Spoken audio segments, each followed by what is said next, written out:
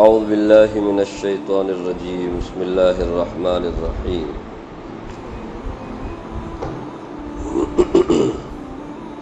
وقالت اليہود ید اللہ مغلولہ غلت ایدیہم ولعنوا بما قالوا بل یداہ مبسوطتان ينفق کیف یشاء وَلَيَزِيدَنَّ كَثِيرًا مِّنْهُمْ مَا أُنزِلَ إِلَيْكَ مِن رَّبِّكَ طُغْيَانًا وَكُفْرًا وَأَلْقَيْنَا بَيْنَهُمُ الْعَدَاوَةَ وَالْبَغْضَاءَ إِلَى يَوْمِ الْقِيَامَةِ كُلَّمَا أَوْقَدُوا نَارًا لِلْحَرْبِ أَطْفَأَهَا اللَّهُ وَيَسْعَوْنَ فِي الْأَرْضِ فَسَادًا وَاللَّهُ لَا يُحِبُّ الْمُفْسِدِينَ۔ یہ سورہ مائدہ کی ایک آیت آپ کے سامنے پڑھی گئی 64۔ پچھلی آیتوں میں یہودیوں کے بری خصلتوں کا، ان کے برے اعمال کا اور ان کے برے کردار کا ذکر تھا کہ وہ کس طرح سے حرام کھاتے ہیں، ظلم کرتے ہیں، گناہ کرتے ہیں، اور پھر ان کے جو جانکار ہیں، علماء ہیں، درویش ہیں، وہ اپنی عوام کو برائی سے روکنے کے بجائے، حرام خوری سے روکنے کے بجائے چپ سادے رہتے ہیں، انہیں روکتے نہیں ہیں۔ تو عوام بھی، ان کے علماء بھی، دونوں بھی کیا ہیں؟ گناہوں میں ملوث تھے، کیونکہ گناہ کو دیکھ کر خاموش رہنا اور گناہ سے نہیں روکنا، یہ بھی کیا ہی ہے؟ گناہ ہی ہے۔ تو یہ ان کے برے کردار ہیں، ذکر تھا۔ اب اس آیت میں اللہ تبارک و تعالیٰ نے ایک اور ان کی بدخصلتی بلکہ گستاخی کا ذکر کیا ہے کہ انہوں نے اللہ تبارک و تعالیٰ کے ساتھ جو گستاخی کی۔ اس سے پہلے سورہ آل عمران میں ایک گستاخی کا ذکر آیا تھا، آپ کو یاد ہوگا۔ قرآن کریم میں کیا ہے؟ اللہ کے راستے پہ خرچ کرنے، غریبوں مسکینوں کو دینے، اس کو قرآن کریم نے قرض حسنہ سے تعبیر کیا ہے۔ قرض حسنہ کون ہے جو اللہ تعالیٰ کو قرض حسنہ دے؟ مطلب کیا ہے؟ کون ہے جو اللہ تبارک و تعالیٰ کے راستے میں خرچ کرے، غریبوں میں، مسکینوں میں، یتیموں میں، بیواؤں میں؟ کون ہے خرچ کرے؟ جو خرچ کرے گا وہ ایسا ہے جیسے اللہ کو قرض دے رہا ہے، اور قرض دینے پر تو واپس ملنا لازمی ہے۔ اس میں بھی کریم وہ رب، وہ کسی کا بھی حق باقی نہیں رکھتا، وہ کسی کا قرضہ باقی نہیں رکھتا۔ تو یہ تعبیر ہے قرآن کریم میں، حالانکہ اللہ کا دیا ہوا ہے، اللہ کے پوچھنے پر دینا وہ اللہ کو دینا ہے، اللہ کا ہی ہے، وہ ہمارا اپنا نہیں ہے۔ لیکن پھر بھی اللہ تبارک و تعالیٰ، جو لوگ اللہ کے راستے میں خرچ کرتے ہیں، اللہ تبارک و تعالیٰ اس کا کئی گنا بڑھا کر کے اسے دنیا اور آخرت دونوں جہاں میں دیتے ہیں۔ تو یہ کہا گیا تھا، تو ان لوگوں نے کیا کہا اس ٹائم پہ؟ لَقَدْ سَمِعَ اللَّهُ قَوْلَ الَّذِينَ قَالُوا إِنَّ اللَّهَ فَقِيرٌ وَنَحْنُ أَغْنِيَاءُ۔ اللہ ہم سے قرضہ پوچھ رہے ہیں، تو اس کا مطلب اللہ فقیر ہو گیا، اللہ محتاج ہو گیا، ہم ہیں مالدار، جو ہم سے یہ کیا کر رہے ہیں؟ اللہ تبارک و تعالیٰ پوچھ رہے ہیں۔ ایسے گستاخ، سوچو کیسی ذہنیت کے لوگ تھے، کیسے بدتمیز ہے، بے ادب ہیں یہ۔ ان کی عقل جب ماری جاتی ہے تو اس طرح کی باتیں بھی یہ کرتے ہیں۔ یہ سورہ آل عمران میں اس کا ذکر، یہ تو اس ٹائم کی بات ہے جب ان کے پاس مال پانی ذرا زیادہ تھا، اس ٹائم پہ بڑی بات کر رہے تھے۔ لیکن جیسے جیسے اسلام کو، مسلمانوں کو ترقی مل رہی تھی، آہستہ آہستہ مسلمان تعداد میں بھی بڑھ رہے تھے اور ان کی مالی حالت بھی اچھی ہو رہی تھی، اور یہاں ان لوگوں کی مالی حالت خراب ہو رہی تھی۔ ان لوگوں کا بزنس سب بیٹھ جا رہا تھا، ٹھپ ہو رہا تھا۔ تو ایسے میں ان لوگوں نے شروع کر دیا کیا کہنا؟ اللہ تبارک و تعالیٰ بخیل ہو گیا ہے، نعوذ باللہ، اللہ کنجوس ہو گیا ہے، اس کے ہاتھ اللہ کے بندھے ہوئے ہیں، تبھی تو ہمارے کو کچھ ایسے۔ یہ اللہ تعالیٰ کے ساتھ اس طرح سوچو، ایسی قوم ہے یہ، انبیاء کو قتل کرنا ایک بہت بڑی گستاخی، وہ تو اس سے پہلے آپ نے سنا. یہ اللہ کے ساتھ بھی اس طرح کی بدتمیزی کرتے، گستاخی کرتا ہے. اسی بے ادب قوم، بدتمیز قوم ہے یہ. سنیے اللہ کیا فرماتے ہیں. فرمایا وقالت الیہود ید اللہ مغلولہ. یہ یہود کہتے ہیں اللہ کا ہاتھ بندھا ہوا ہے. بندھا ہوا ہے، سمجھ رہے؟ اب اللہ کا ہاتھ بولتے ہم لوگوں کے دماغ میں اپنا ہاتھ نہیں آنا چاہیے. قرآن نے کہا اللہ کا ہاتھ. قرآن نے پنڈلی کا بھی ذکر کیا ہے، اللہ کی پنڈلی کا بھی ذکر کیا ہے، اللہ کے عرش کا بھی ذکر کیا ہے، اللہ کے ہاتھوں کا بھی ذکر کیا ہے. تو اب اللہ کا ہاتھ، اللہ کی پنڈلی اور اس کا عرش، یہ سب جو آیت کے ٹکڑے ہیں یہ سب متشابہات میں سے. اسے کیا بولتے ہیں؟ متشابہات. اور متشابہات کے بارے میں کیا ضابطہ ہے اور کیا اس میں ہمارا رول ہونا چاہیے، ہماری کیا سوچ ہونی چاہیے؟ سورہ آل عمران میں شروع میں کہا گیا ہے فَأَمَّا الَّذِينَ آمَنُوا. تو ایمان والے جو ہوتے ہیں متشابہات آیت پر ایمان لاتے ہیں. اس کے بارے میں تعویل کرنے کے مطلب اس کے پیچھے پڑتے نہیں ہیں. کیا رہے گا وہ؟ ہاتھ بولے تو کیسا رہے گا، عرش بولے تو کیسا رہے گا، اس کے معنی کے پیچھے نہیں جاتے. بس اللہ نے فرمایا ہمیں اس پر ایمان ہے. اب اس کے شایان شان وہ ہوگا، اس کے لائق جو ہوگا وہ ہوگا، ہماری طرح نہیں. کیونکہ اللہ کے بارے میں ہے لیس کمثلہ شیء، اس کے جیسی تو کوئی چیز ہے ہی نہیں. اسے ہاتھ مانیں گے تو پھر ہاتھ کیسے کا؟ لوہے کا گی، سونے کا گی، ہمارے جیسا گی، کس جیسا گی؟ اس طرح کے سوالات پیدا ہوتے ہیں. متشابہات آیات پر ایمان لانا ضروری ہے. جیسے اللہ نے کہا اس پر ہمارا ایمان ہے. باقی اس کی کیا کیفیت ہے، کیا کیفیت ہے؟ جیسے عرش پر اللہ تبارک و تعالیٰ مستوی، کیا مطلب ہے عرش پر مستوی ہونے کا؟ کیا ایسا جیسا کوئی آدمی سیٹ پر، کوئی کیا بولتے ہیں کرسی پر جیسے بیٹھتا، ایسا؟ نعوذ باللہ ثم نعوذ باللہ. ایسا اگر ہو تو پھر اللہ حفاظت فرمائے. جہاں بھی آدمی بیٹھتا ہے تو وہ چیز اس سے بڑی ہوتی ہے نا، نہیں سمجھے؟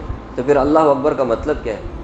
اللہ سب سے بڑے ہیں، اللہ سب سے بڑے ہیں. تو اس لیے اگر پیچھے جائیں گے تو پھر کیا ہو جائے گا؟ جیسے اللہ نے کہا اس پر ہمارا ایمان ہے. اس کے شایان شان ہم لوگ تعویل بھی کرتے ہیں. عرش پر مستوی ہونے کا مطلب سب چیز اس کے کنٹرول میں ہے، اس میں کیا بھی خرابی نہیں آتی. لیکن اگر ہو بہو وہی مانا جیسے ہم اپنے حساب سے مانتے ہیں تو ایسا مانا کریں گے تو پھر اللہ کو جسم بولنا لازم آئے گا. اور اللہ جسم سے پاک ہے، سمجھ رہے؟ اللہ کا کوئی جسم، سمجھ رہے، جسم ہے. اگر ہم جسم مانیں گے تو پھر سوال پیدا ہوتا ہے وہ جسم کس سے بنا ہوا ہے، اور بنا ہوا ہے تو پھر وہ کیا ہے؟ مخلوق. پھر اس کا خالق کون ہے؟ نعوذ باللہ. اس طرح کے سوالات پیدا ہوتے ہیں. اس لیے کبھی کیا نہیں کرنا چاہیے، اس کھوج میں نہیں چاہنا. اسی لیے تو کہا جاتا ہے اللہ کی مخلوقات میں تفکر کرو، فکر کرو، غور کرو. اللہ نے قرآن کریم میں جگہ جگہ یہی تو کہا افلا تتذکرون افلا تتفکرون انظروا انظروا، دیکھو، غور کرو. کیا وہ لوگ سمجھتے نہیں؟ کیا لوگ فکر کرتے نہیں، سوچتے نہیں؟ کس میں؟ اللہ کے مخلوقات میں. اللہ کی ذات میں اگر کوئی، تو پھر بڑا مشکل ہو جائے گا. اللہ کی جو صفات ہے اس پہ غور کر سکتے ہیں. اللہ کے ذات میں اگر کریں گے تو پھر آدمی گمراہ ہو سکتا ہے. تو یہاں جو ید اللہ کہا گیا ہے تو کیا مطلب ہے اللہ بہتر جانے. لیکن آدمی دیتا ہے تو کسی کو کس سے ہی دیتا ہے؟ ہاتھ سے ہی دیتا ہے نا. اس حساب سے یہاں کہا گیا. یہ لوگ کیا بولتے تھے؟ اللہ کا ہاتھ بندھا ہوا ہے. دیتا نہیں، آج کل بہت کم دے رہا ہے. ہم لوگ کا حالت بہت خراب ہو گیا ہے، ہمارا بزنس سب ٹھپ ہو گیا ہے، دینا بند کر دیا. اس کے ہاتھ بندھے ہوئے، نعوذ باللہ. اس طرح کی بات. فرمایا غلت ایدیہم. ہاتھ بندھے ہوئے کا مطلب ہوتا ہے کنجوس ہو گیا اللہ تعالیٰ، دے نہیں رہا ہے. اللہ نے فرمایا غلت ایدیہم، ان لوگوں کے ہاتھ بندھے ہوئے ہیں. وَلُعِنُوا بِمَا قَالُوا، جو انہوں نے گستاخی کی، جو بات انہوں نے اللہ کی شان میں کہی، اس کی وجہ سے یہ ملعون ہو گئے. اللہ کی لعنت پھٹکارے ان لوگوں کے اوپر کہ اللہ کے ساتھ اس طرح کی گستاخی کرتے ہیں. ان لوگوں کے ہاتھ بندھے ہوئے، مطلب یہ کنجوس ہے، یہ بخیل ہیں، یہ کسی کو دیتے نہیں ہیں.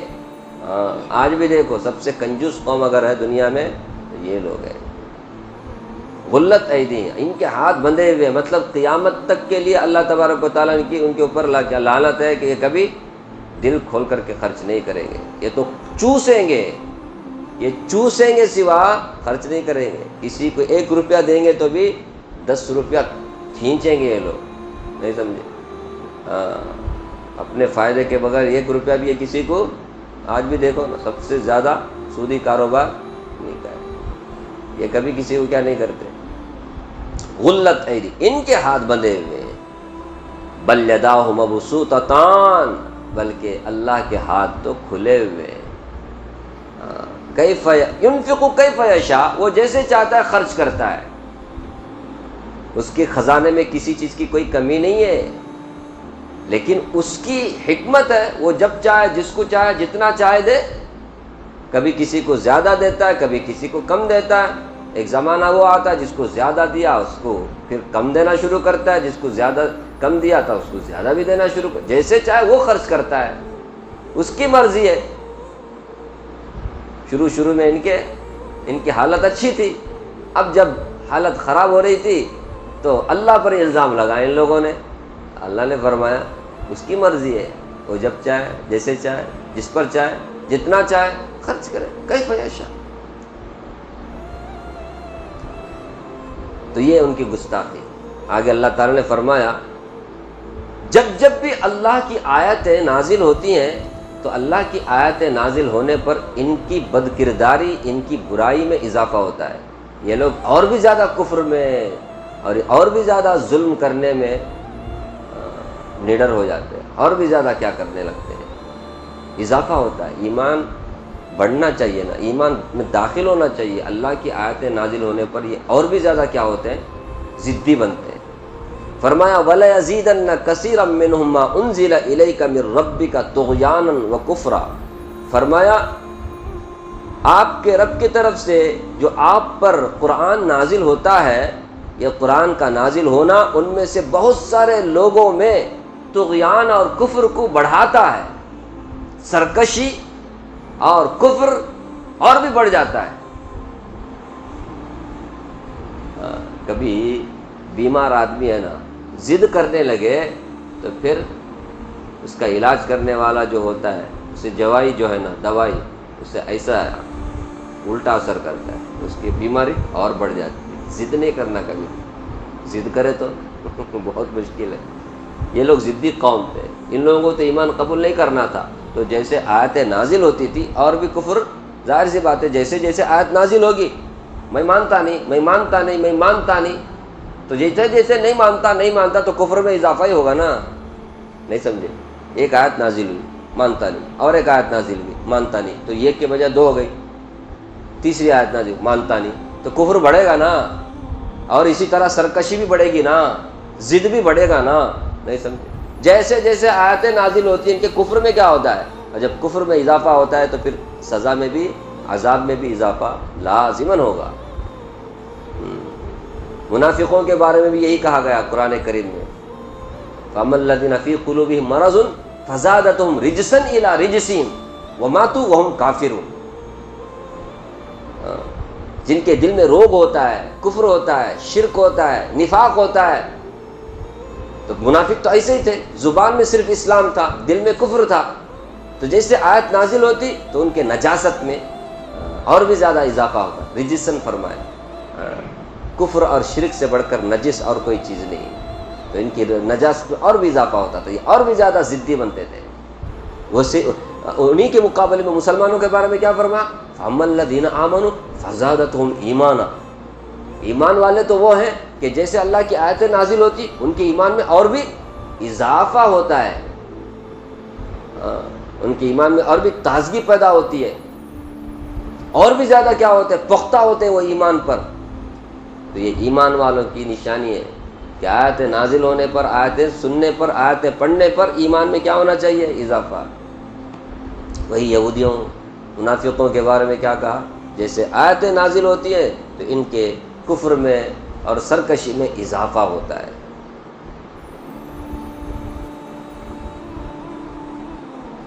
کیا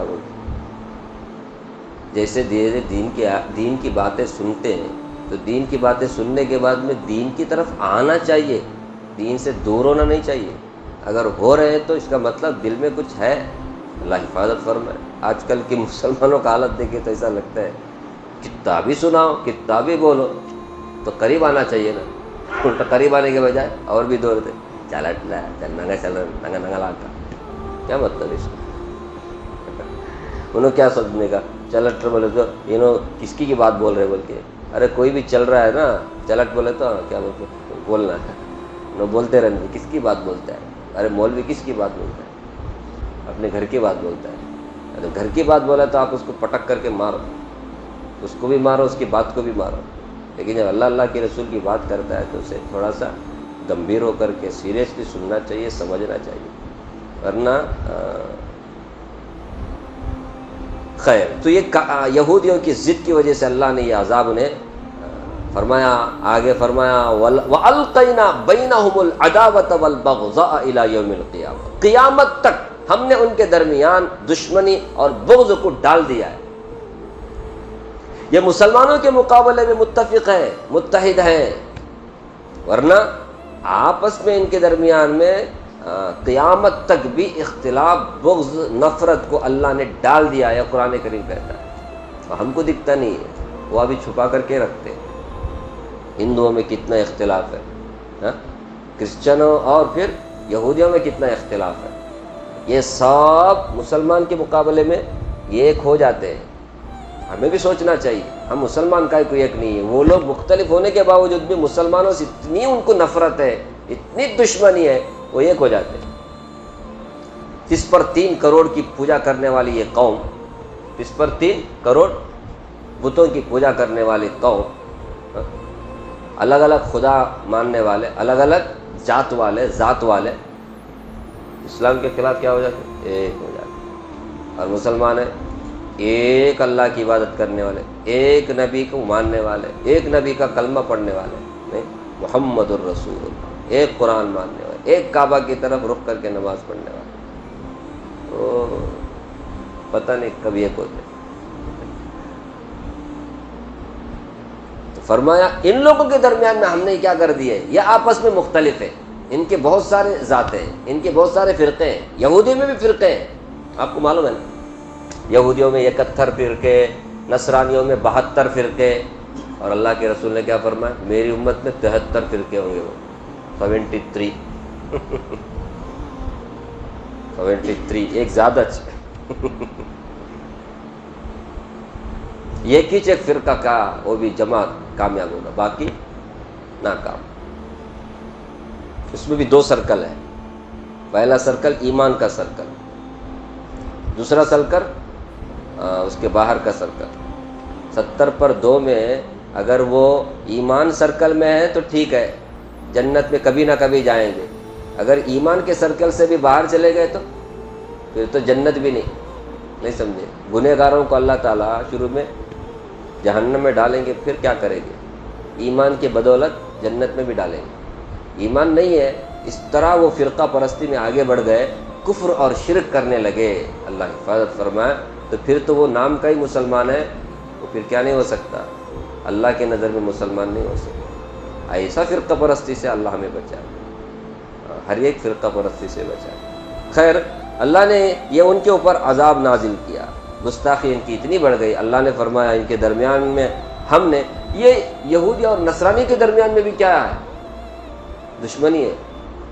پرسوں تک، یعنی جب تک ان لوگوں نے فلسطین میں یہودیوں کو لا کر کے نہیں بسایا، اس وقت تک تو عیسائیوں کے ہاتھوں میں یہ یہودی ایسے پٹے، ایسے مرے کہ تاریخ گواہ ہے کس طرح سے، کس نے مارا، کیا جس کا نام ہٹلر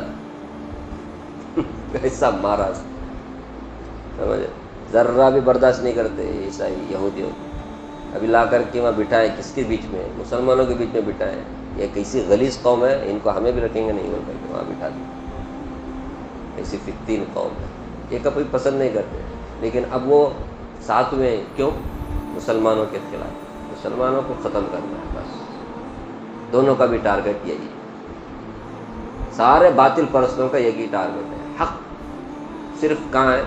مسلمانوں کے اندر ہے. دین اسلام صرف ایک ہے، حق صرف ایک ہے، دین اسلام. اب سب باطل جو فرقے ہیں سب متفق ہوئے ہیں اسی حساب سے، ورنہ تو آپس میں یہ کیا ہے؟ مختلف ہے. اللہ نے فرمایا کہ قیامت تک رہے گا ان کا اختلاف. فرمایا کلما اوقدوا نارا للحرب، یہ اتنے نفرت کرتے ہیں اس مسلمانوں سے، اسلام سے. فرمایا جب بھی موقع ملتا ہے تو یہ جنگ کے لیے آگ کو بھڑکاتے ہیں، جنگ کرنے کے لیے آگ بھڑکاتے ہیں. تاریخ پر ذرا نظر کیجئے، سمجھ رہے ہیں؟ اب یہ مدینے میں تھے یہودی، معاہدہ بھی ہوا تھا، اس کے باوجود بھی یہ لوگ کیا کرتے تھے؟ مشرکین مکہ کو ابھارتے تھے، مارو حملہ کرو، ہم تمہارا سپورٹ کریں گے. سمجھ رہے؟ جنگ کے لیے آگ بھڑکانے کا کام یہ کرتے ہیں. چپ چاپ نہیں رہتے تھے، معاہدہ کیے تھے، نہیں ہم آپس میں ایک دوسرے کا سپورٹ کریں گے. کوئی باہر سے حملہ کیا تو ہم لوگ دونوں مل کر کے کیا کریں گے؟ اس کا دفاع کریں گے، ڈیفنس کریں گے. لیکن اندرونی طور پر یہ غداری کرتے تھے مسلمانوں کے ساتھ، اور جا کر مشرکین کے ساتھ ہاتھ ملاتے تھے، ان کے دین کو اچھا بولتے تھے، جبکہ ان کو پتہ ہے کہ دین ان کے پاس ہے ہی نہیں، وہ تو شرک کرنے والے ہیں، یہ تو اللہ کو ماننے والے تھے. اس کے باوجود بھی یہ لوگ کیا کرتے تھے؟ مشرکین کے ساتھ مل کر کے مسلمانوں کے خلاف حملہ کرنے کے لیے ابھارتے رہتے تھے. ہم تمہارا سپورٹ. فرمایا جب بھی یہ آگ بھڑکاتے ہیں جنگ کے لیے، اطفأها اللہ اس کو مٹا دیتا ہے، اللہ اس کو بجھا دیتے ہیں. کتنا ان لوگوں نے کتنی کوشش کی، لیکن جب بھی کوشش کی اللہ نے ان کی سازشوں کو کیا کر دیا ہے؟ ناکام کیا ہے. ہاں میرے بھائیو ذرا پڑھیں، ہجرت کے بعد سے جب سے مدینے میں آئے رسول اللہ صلی اللہ علیہ وسلم، فتح مکہ تک کتنے مجاہدے کرنے پڑے مسلمانوں، کتنے جنگیں لڑنی پڑی. یہ جنگیں بہت سارے جنگوں میں ان لوگوں نے آگ بھڑکایا، یہودیوں نے، لیکن اللہ تعالیٰ کا کرنا ایسا ہوا، اللہ نے ان کو ناکام کیا. ہر جنگ میں، ہر جہاد میں ان لوگوں کو کیا کرنی پڑی؟ منہ کی کھانی پڑی. ان کا پلان سکسیس نہیں ہوا. غزوہ خندق میں تو ان لوگوں نے اینٹ سے اینٹ بجانے کا، مطلب مسلمانوں کو صف ہستی سے مٹانے کا پلان کیا. سب کے سب متفق ہو گئے تھے، یاد ہے نا؟ غزوہ خندق کے موقع پہ کیا ہوا؟ بغیر جنگ کے ان لوگوں کو بھاگ کر جانا پڑا، بھاگنا پڑا. اس کے بعد بنو قریظہ کو مارا گیا. پھر اس کے بعد بنو نضیر، بنو قینقاع، جتنے بڑے بڑے قبیلے تھے یہودیوں کو، ان سب کو گڑی پار کر دیا گیا مدینے سے ایک دم کلین. اس کے بعد تو ایک مرحلہ آیا، جزیرۃ العرب سے ان لوگوں کو نکال دیا گیا. جب بھی ان لوگوں نے کوشش کی، اللہ نے فرمایا ان کے پلان کو ہم نے ناکام کیا اور اس آگ کو ہم نے بجھا دیا. فرمایا وَيَسْعَوْنَ فِي الْأَرْضِ فَسَادًا، اور یہ زمین میں فساد مچاتے ہیں، مچانے کی کوشش کرتے رہتے ہیں. زمین میں فساد کیا ہے؟